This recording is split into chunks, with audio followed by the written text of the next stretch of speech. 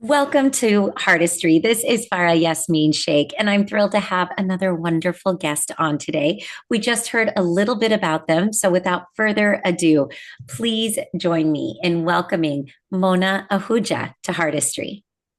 Hi, how are you? Thank you Uh, for having me.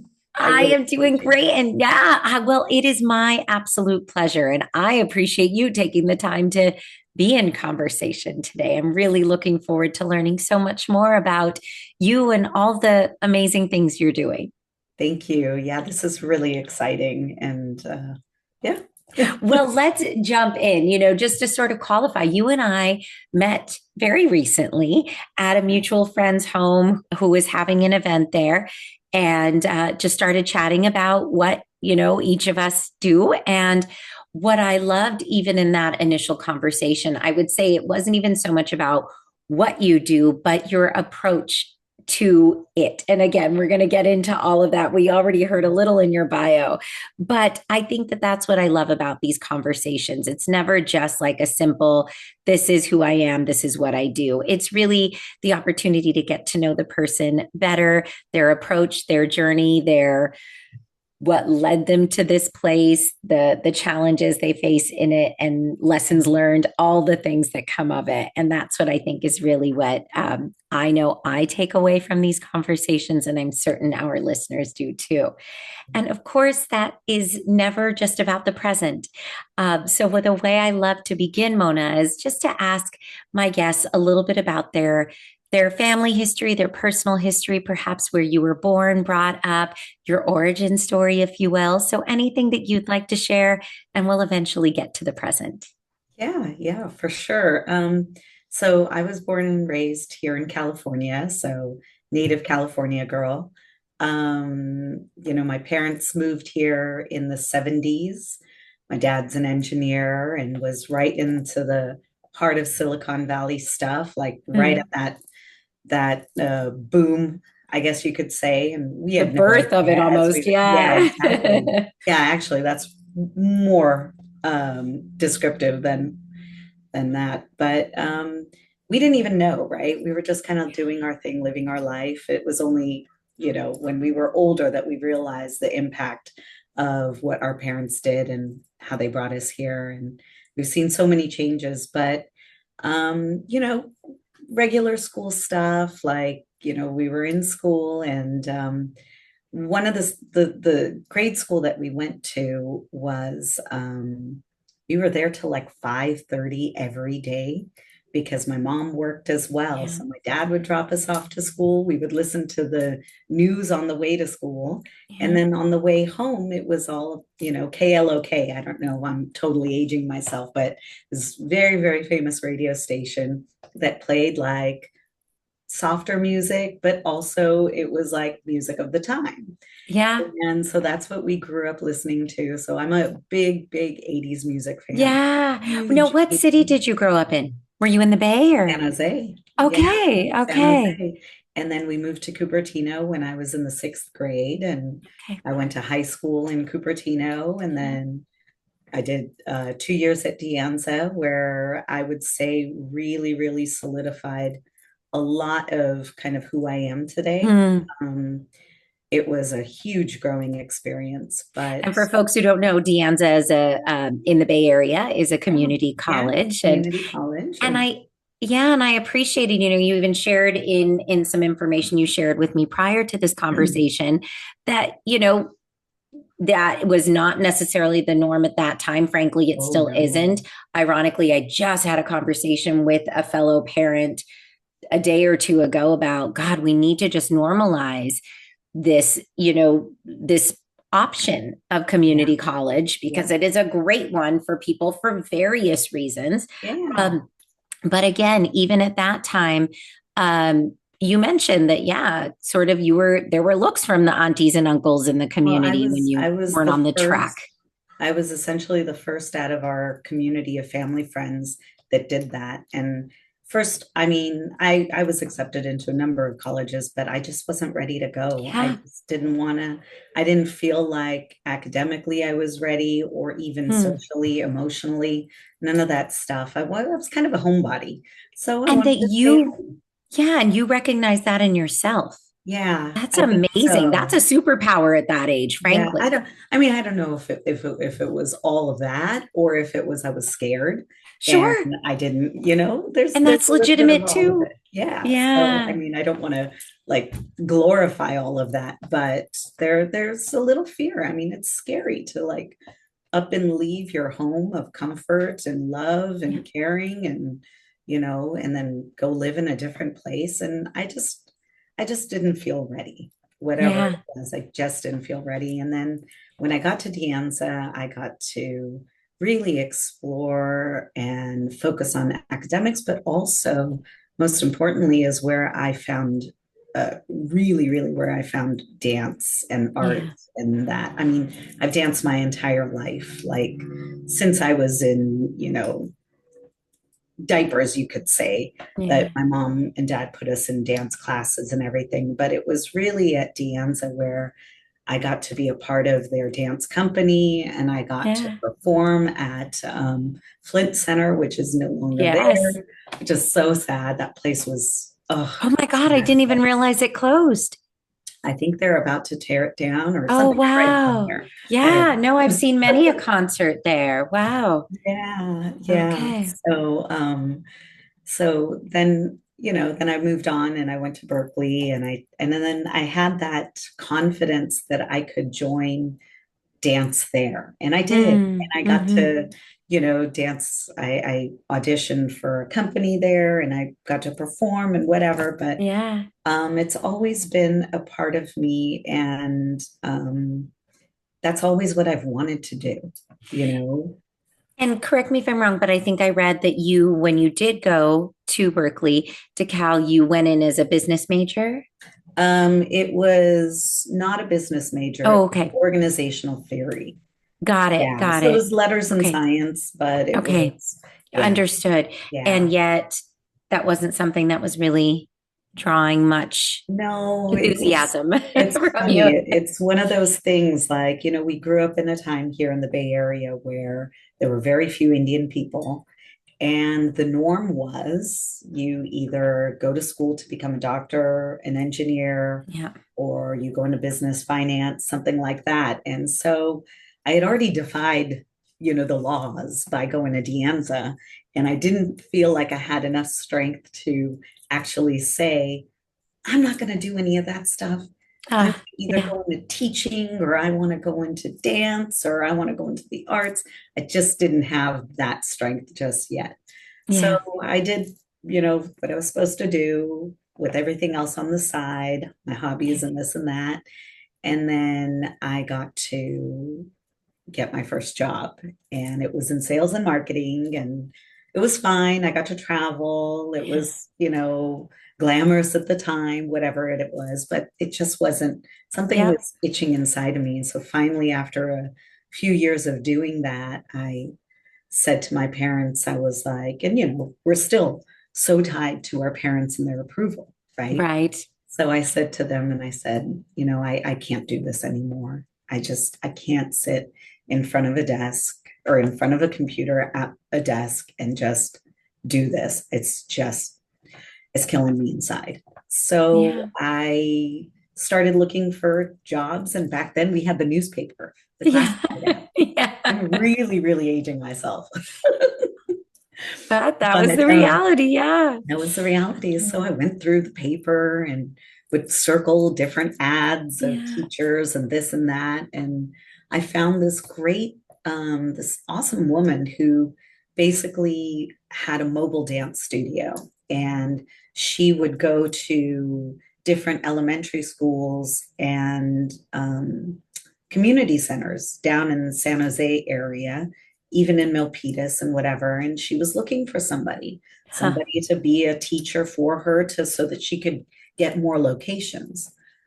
So I interviewed, got the job, and I was like, this is awesome. It was a lot of Yeah. driving, but it was so fun. I got to, go lunchtime and these kids would sign up for the program and they would come and I'd have my big jukebox, right?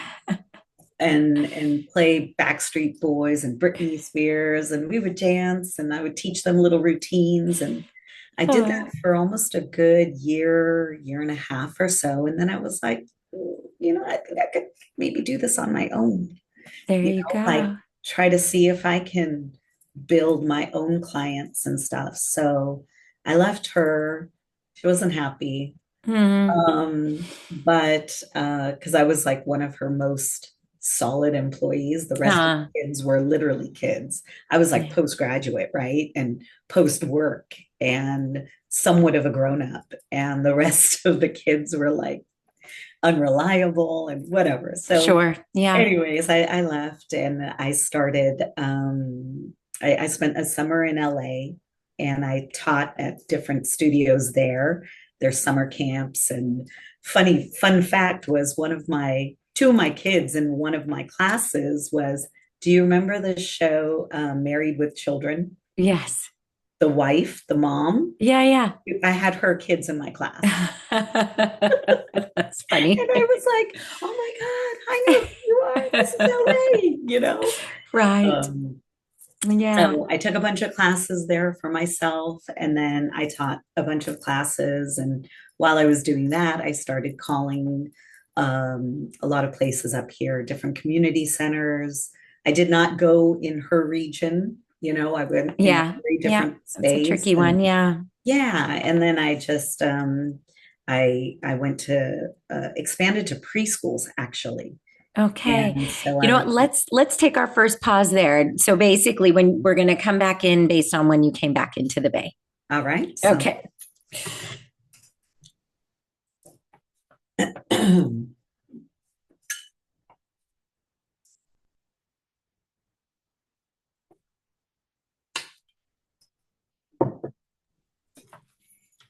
Welcome back to Heartistry. This is Farah, and today we are speaking with Mona Ahuja, and we're hearing a little bit about, your backstory. And I just want to name a few things that are really standing out to me.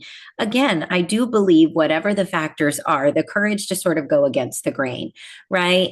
It's Yes, when you're seeing everybody around you, and essentially if you're part of a cultural community, i.e., the South Asian community, and you're seeing everybody kind of follow a track, definitely going away to school for the most part, even in the career paths that they're choosing, all of these things, it is difficult to feel like you can be the one to do something different, even if you know that that's doing what everybody else is doing is not really serving, would not serve you, and or has not, if you went ahead and endeavored into it. So I name that because I think it's so important to know that that's ultimately just being authentic and true to oneself is always the ultimate goal.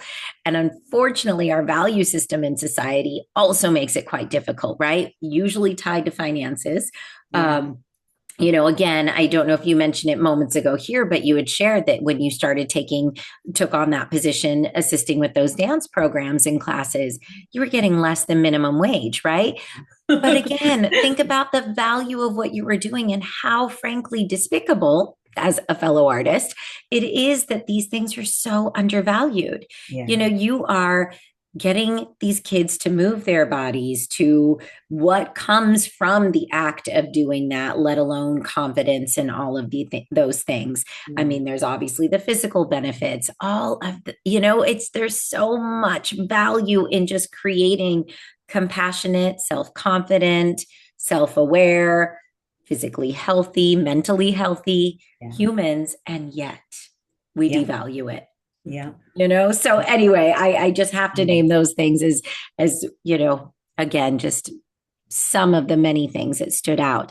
So you moved to LA, you're ready to move back, and you start working with preschools, you said. Yeah, preschools, community center kids, mostly the younger kids. Like I've always when I was younger, like in my teens, I always wanted to either own a dance studio or a preschool, work with little kids. I just adore them. They're so precious and they're Yeah. sponges and they're happy and all of that. So I'm mostly focused on that age group, and I would teach creative movement, Mm. ballet, tap.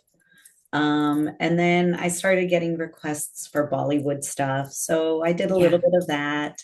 And Yeah. then I got requests for ballroom dancing, so I did a little bit of that. It's like Mm. I'm all over the place.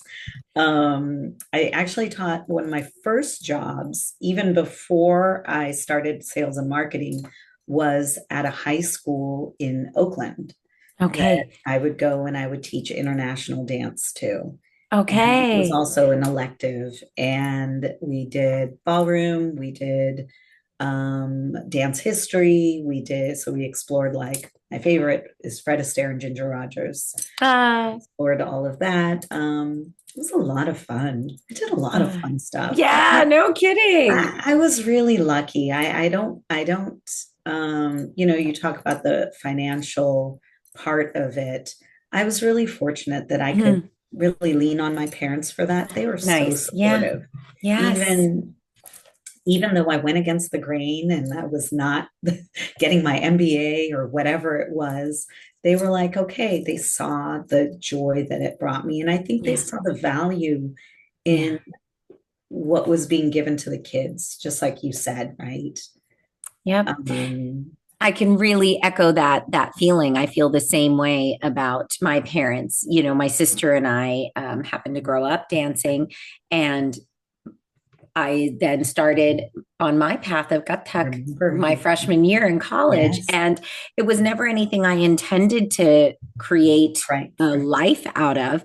But little by little, it just started to formulate in that way. It'll be 30 years since that moment Amazing. next January. And yeah, I still remember that.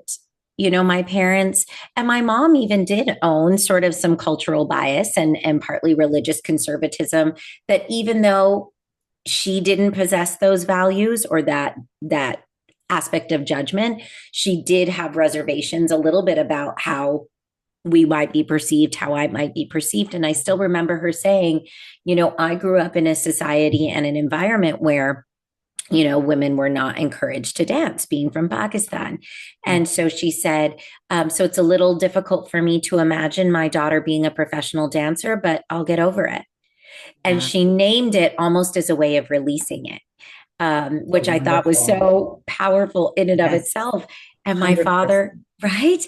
And my father at one point said, too, when I had switched from being a business major to a women's studies major, and he said to me, and I had started Gatak at that point, but it was just like less than a year I'd even been doing it. So nothing in on the horizon as far as a lifelong commitment. And he Yeah, said, look, whatever you do in college, it's going to benefit you and you're going to apply it in one way or the other. You don't have to go into that specific like career related to that major. And he said yeah. to me, who knows, maybe you'll be a professional dancer. Oh my And it was gosh. just like this really random Oh, comment wow. then, which of course has a lot more weight and meaning now. So Yeah, I love naming that with our parents, whether we don't know what comments came their way or not, because they probably wanted to protect us a little bit from that. yeah, But needless to say, just like I mentioned, you having your courage, I really do name that generation of parents, yeah, because that wasn't an easy thing to just be okay with your child actually comfortably choosing their own path. yeah. That was far from the norm. Yes, I totally agree with you. Yeah. Especially that first group of immigrants that Yeah. came, they were supposed to uphold everything, right? Totally. How much And pressure? totally. And they had to really struggle, right? Most of them came with little to nothing as far as money, quite literally in their pockets, let Yeah, alone any sort of savings account. And, my parents told me like they built their inventory, if you will, of household possessions by once a month having a little money left over to go to a garage sale and get a piece of furniture here and there, a pot and a pan here and there, and so to come from that yeah, to not only building the lives that they did for their families, yeah. but also saying ultimately your happiness and your drive is most important. Yes, yeah, So that's, yeah. I We're want to be that lucky. kind of parent. We are lucky that way, right? And I think we are. I think we're Yeah. encouraging our children to look at the world differently. And frankly, it is different. It's Yeah. very, very different No now. kidding. But it's Yeah. important to like pass that on to them, saying, look, it's going to be okay. You're Yeah. too young to really, really get caught up in all of that, right? Well, and I'd love to kind of get a little closer to the present because so as you were experiencing all these different ways to interact again with these passions of dance mainly at this point, Yeah, yeah. how and where did that like evolve to, if you will? I certainly don't want to distill it down to this, but that next chapter, because again, as we heard, you are a yoga practitioner, a yoga instructor, now a reformer, a Pilates reformer instructor, Yeah. deep stretching coach, all of these things. How and where did that transition happen? And I know you do have a family, you're a mother of three children. How did you navigate all of those aspects of who you are? Well, the teaching of dance was always something that I was doing. And while raising my family, because I'm essentially a stay-home mom, I Mm-hmm. would only teach and work while the kids were at school, but Okay. also only in the times that I didn't have to volunteer at school, which I Mm. was very, very passionate about as well. I love that part, being a part of their lives that way. But there came a time where the intensity of all of it became a lot. So, so I found yoga, and yoga is something that I always had in my mind, but I really found it for myself. Probably, I want to say like maybe 15, 20 years ago, something like that. Mm. And I would go to class, and on the weeks that I didn't go to class or the days that I didn't, my kids would be like, Mama, did you get to go to yoga today? Because you feel a little off. I mean, those weren't the exact words, but that was the Sure. sentiment. And I was like, oh my God, I need to do this more. So, Yeah. I started saying no to people at school, meaning like I was always the usual Yep. suspect. Mona's there, she'll do this, she'll Yeah. be available for it. And I was.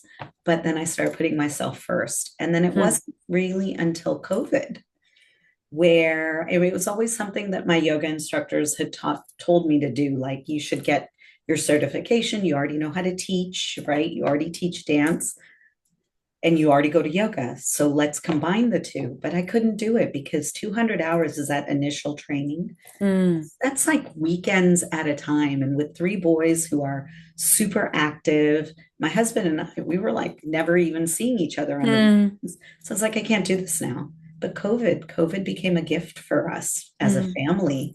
And it was one week where I was like, I wonder if there's an online program Yeah. that I can tap into at least to get started because, this is only going to be like 2 weeks and then we'll be Right. Right. back. Right. Sure. Yeah. Sure.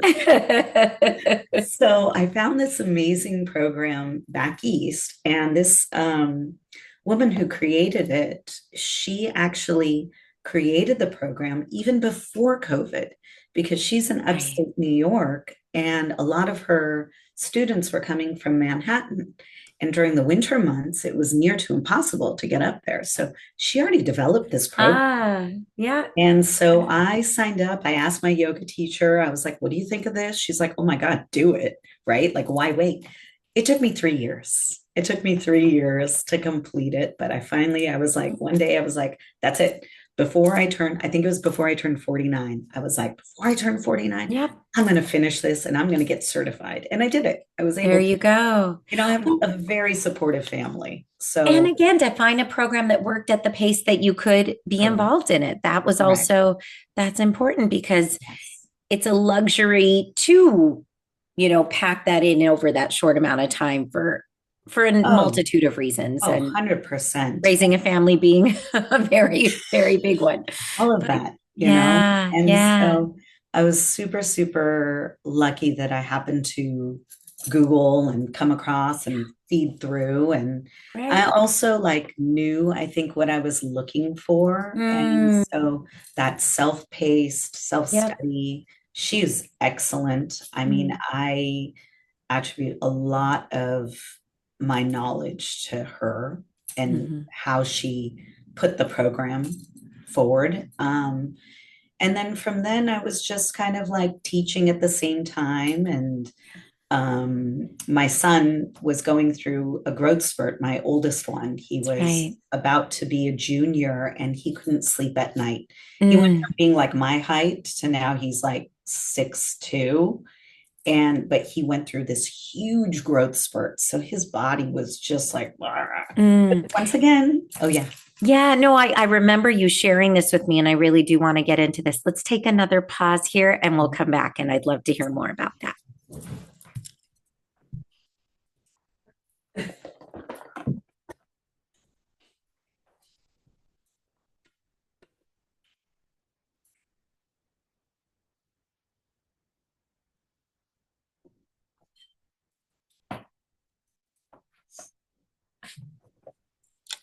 Welcome back to Heartistry. This is Farah Yasmeen Shaikh, and today I've been in conversation with Mona Ahuja and hearing again just where we left off this opportunity that came to you to get through the 300-hour training during COVID. So it was all virtual.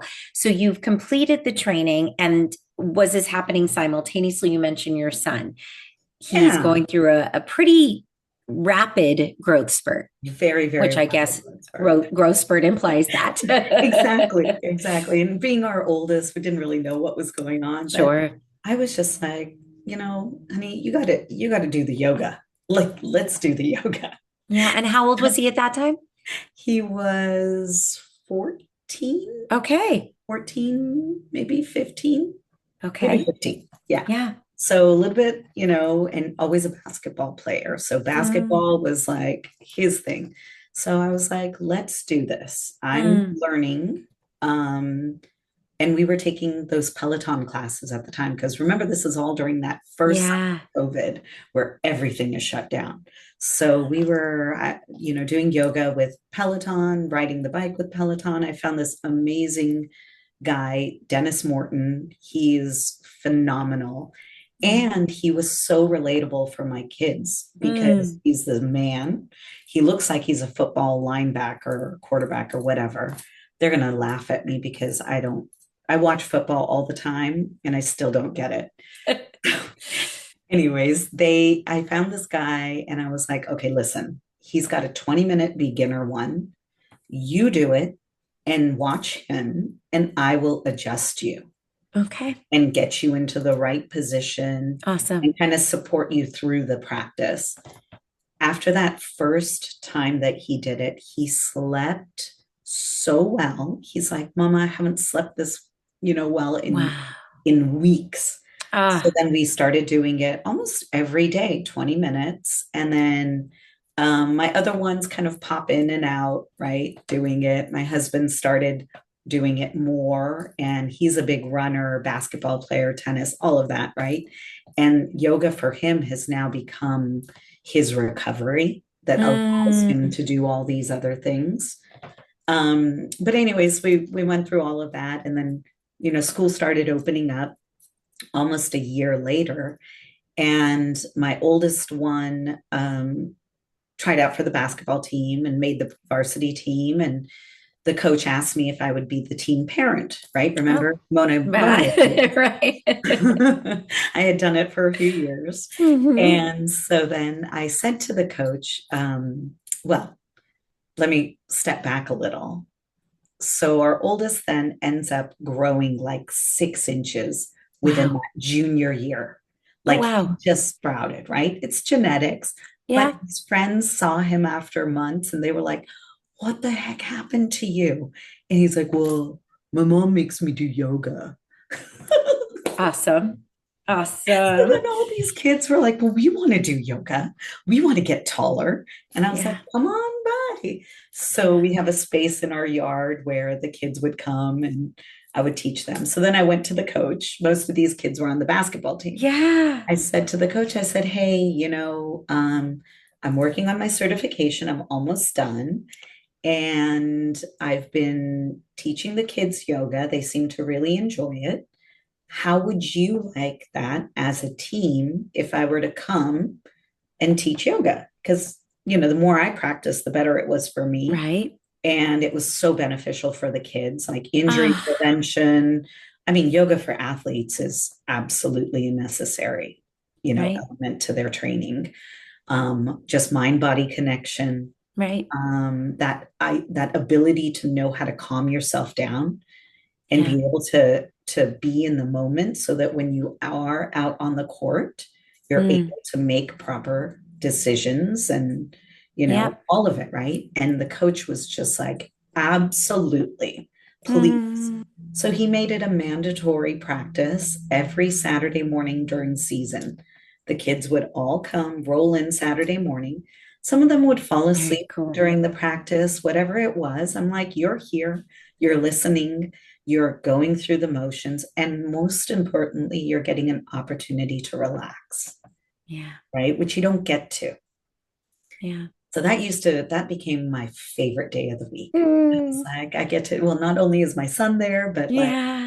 all of his buddies and they're loving it and Oh, whatever. I love that. And, he had this one incident during a game where he went up for a shot. He came down in almost like a runner's split type of thing.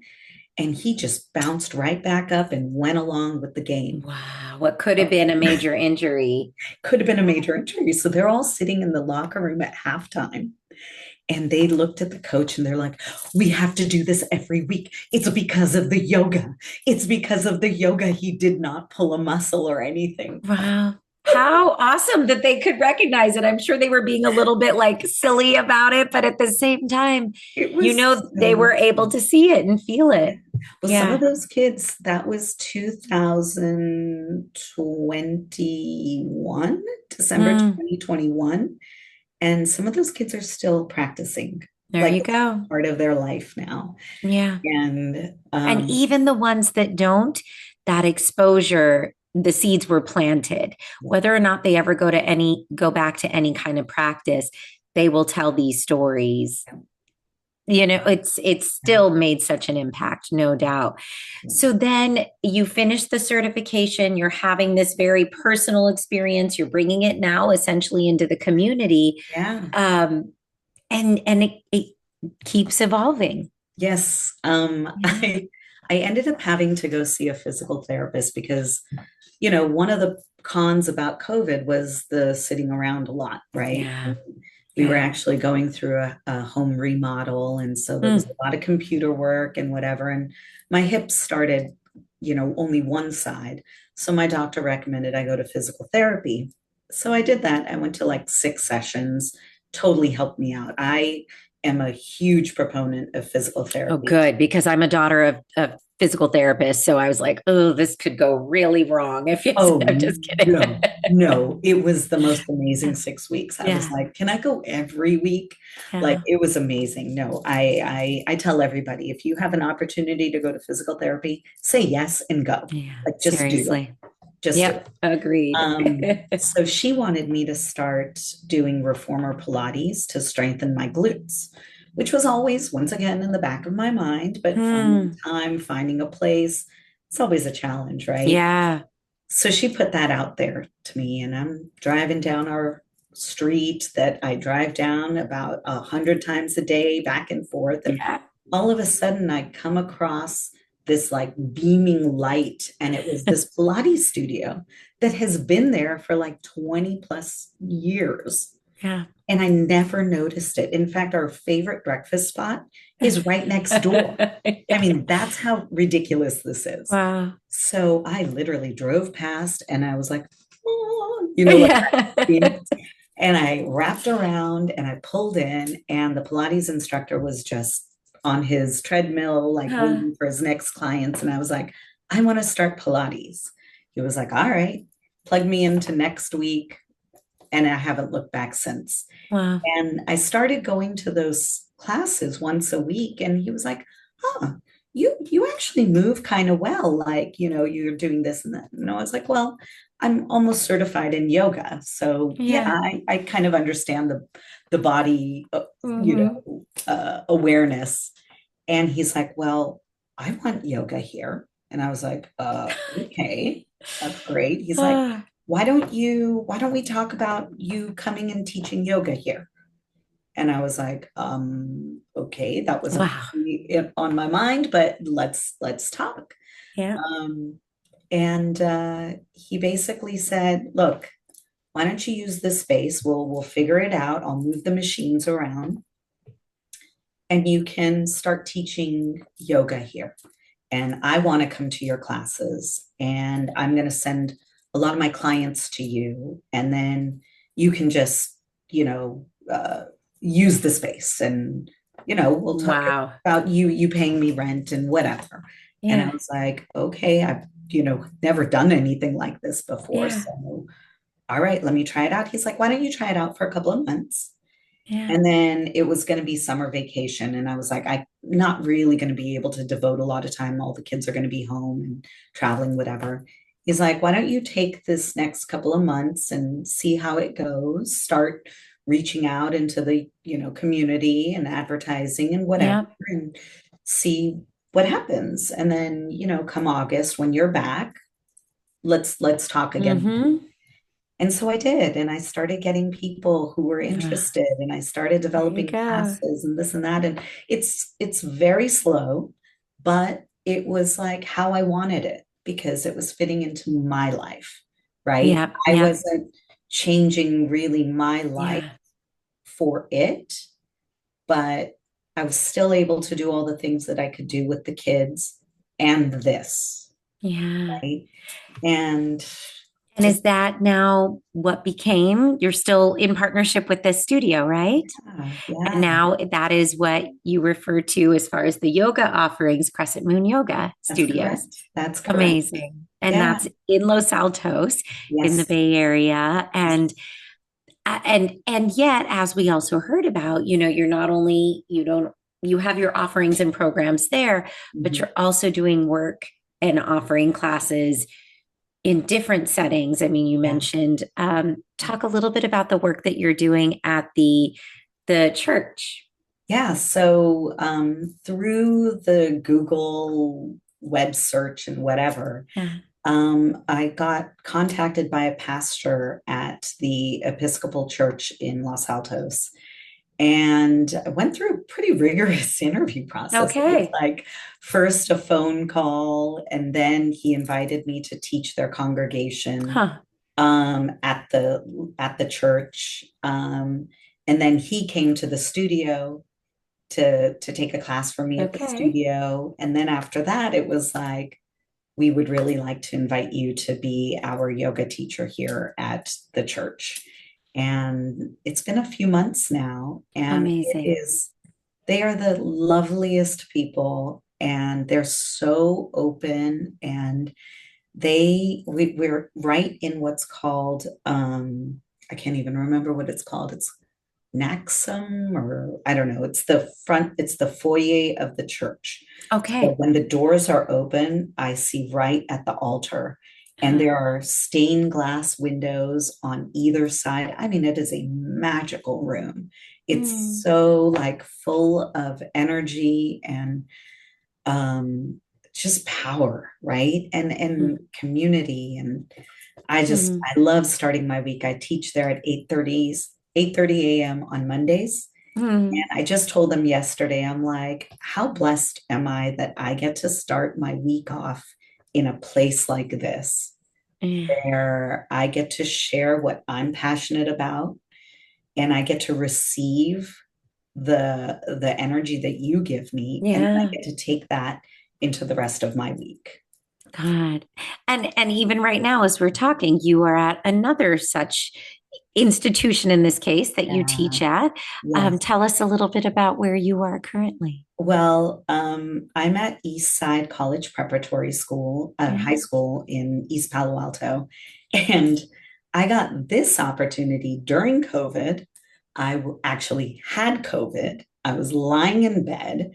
And so I mentioned that my son was playing basketball Yeah. for his high school team. And the assistant coach, actually, his wife is the English teacher here. Oh. So Huh. she saw her son going through Yeah. all of this transformation with yoga.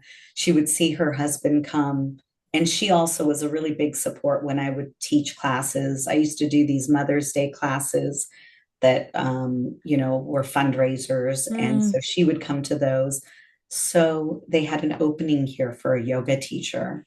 And she called me up and she's like, hey, we have an opening here and it would be, would you be interested? And I was like, oh, my head's hurting. Yes, I always say yes, right? I always Yeah. say yes. Yeah. So the next day I was like, but I'm like, I have COVID right now. Yeah. It's Give okay. me a little bit to recover. It's okay. So she's like, no, the next day the assistant principal called me and talked to me. Basically, I got the job over the phone. And I was Okay. like, awesome. I get to teach Yeah. now at a high school. Like, this is That is incredible. something. I mean, I, there's something to be said about Gizmot. And I often say that when I sort of stumbled upon my opportunity to study Kathak, I didn't know it then, but I do yeah, really feel it was very much my Gizmot, a lot of that right place, right time kind of idea. And you seem to have had a number of those moments I along mean, your journey. And it's so, it's yeah, really funny when I'm talking to well, as I'm talking to you and I'm like reliving all of those moments. right. I was like, this is bizarre to me, but this is where Uh, I am now. And yeah. like I said, feel very, very blessed. And have a super, super supportive family that is just Mm. like, yeah, go do it. Go do it. Yep. I mean, Yep. I never worked with my older two kids or when they were going through junior high, high school, or whatever, worked in the Yeah. sense that everything was before 3 o'clock. Anything I Yeah. did was before 3 o'clock. But this class is in the afternoons. It's their 10th Mm. period. Okay. Um, so my youngest one, who's now 14, is without his mom kind of that in during that after school, which Yeah. initially I struggled with because I was Mm. like, oh, you know, I need to shuttle him here. I need to take him, Sure. It's I all need to you'd give him know his as much as attention. what he needed. Yeah, Yeah. exactly. And but this has brought me so much joy. Mm. And we've been able to figure out with him, like this year has been a little bit of a challenge because my middle son is not with us. Last year and Mm. the year before, he was my shuttle bus driver. Sure. So sweet. Yeah. He would like take him Yeah. wherever he needed to go and whatever. But my husband has been around, like been able to help and chip in, Awesome. and that's why I can do this. Yes. That's why I Yeah. get to explore my passions because I have the support structure. My parents will come down if I need it. Hmm. Like it's amazing that Yep. I get to do this and that I get to, you know, um, be in this place. Yeah. Oh, I'm it's very beautiful. grateful.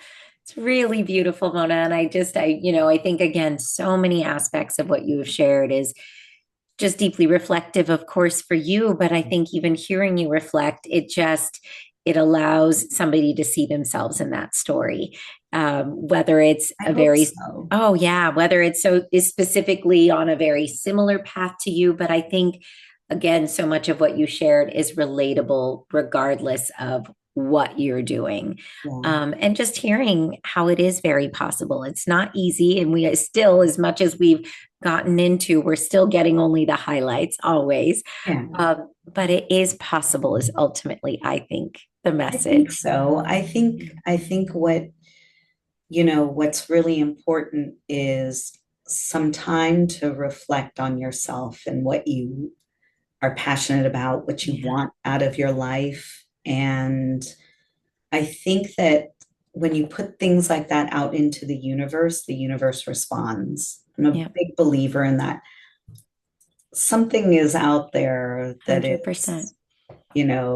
allowing you to move and steer. And then, you're always met with two crossroads, right? With two choices. I could have said no. I could have Yeah. said no to teaching here because I do have a younger child. And at Yep. that time, my middle one was still in school, right? Like now he's in college, but he was still in Yeah. junior high and early in high school. And I could have easily said no, but Right. I think that there was something inside of me that was like, we'll figure it out. We'll figure it Yeah. out. It's going to be Yeah. challenging, but we will figure it out. And Exactly. me being happy and me being like fulfilled is really good to show the family as well, Exactly right. Yeah. right? Because that translates into how I relate to them. Yeah. And I think that's something that's overlooked with a lot of people is that there's a lot of sacrifice that people make, but then they don't take time for themselves. And it took me a Yeah. long time to learn that relationship. I mean, I'm still learning, Oh, 100%. right? We're all still growing. Yeah. I Um, have this saying with my daughter, and it often applies a little bit more to sort of, behavior and attitude and things like that. But I believe it's applicable in so many ways. And we speak to each other in Urdu. So I say to her, मैं खुश हूँ जब तुम खुश हो जब मैं खुश हूँ. And it's kind of that, it is that very simplistic. I'm happy when you're happy when I'm happy. yeah, So, what can we do to make each other happy and be happy ourselves? And I think that in so much of what you've said, and I believe a lot of this is for me as well. Like when somebody is really doing something that is living out their truth, in the places that we put our time, our energy, our skills, our knowledge, um, that reciprocates in a way that we can then show up for others. And again, then it reciprocates in all the ways back and forth. yeah, And so I think you are certainly living that out, setting that example, creating that positive energy and environment that's not solely dependent on you, but you're certainly contributing to it in a way that's critical for really anybody, whether they have a life partner, a family, in any aspect of society. If we can be true to ourselves and find our own happiness, chances are that's going to positively impact those around us. yeah. I'm trying, right? Yeah, We we won't, are we all won't trying, just and believe me, try. we fall. Some days are We good, fall. some days are not so good. Yep, absolutely. Human, right? We're only Yeah, human. yeah, But yeah, no, yeah, it's been a a very fun post-COVID 5 years, let's say, yeah. It's where crazy. there's been a Five lot of years. Yeah, personal growth. And I didn't know that this is what I wanted to be when I grew up.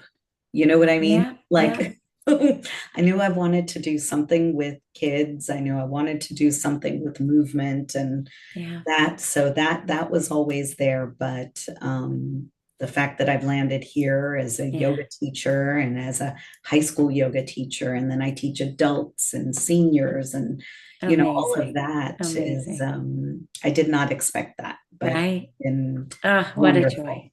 What a joy. It's been wonderful. Well, it has also been so wonderful hearing about all of this and just having you give so much of your time, energy, and sharing so much about yourself and your journey today on Heartistry. So thank you. Thank you. Thank you. When you asked me when after we had our conversation, I was like, what?